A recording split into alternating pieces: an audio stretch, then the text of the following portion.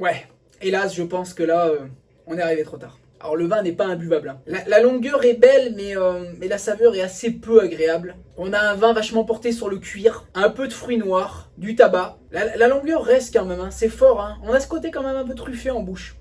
Je m'en rends compte après parce que la longueur reste longtemps. C'est quand même très corsé, c'est quand même très fort. On va le regoûter parce que c'est assez compliqué de le décrire.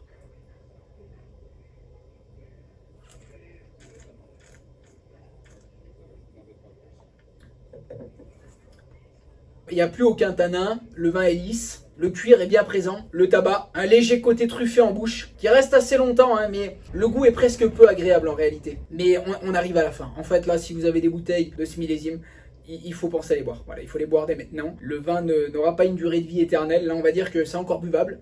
Mais on n'est plus dans l'exceptionnel, on n'est plus dans quelque chose de transcendant. Le vin a perdu en complexité, il est moins agréable, il commence à être sans grand intérêt. Voilà, là on boit un vieux vin, on essaie de vivre le mythe, Château Latour, mais très honnêtement on est sur la fin. Et je m'en doutais un petit peu parce que les seconds et troisièmes vins sont généralement faits pour être bu sur la fraîcheur. Là 24 ans c'est quand même beaucoup. La puissance est longue en bouche, mais le goût est moyennement agréable. On sent que le vin a perdu un peu en équilibre. Le vin se déstructure un petit peu avec les années.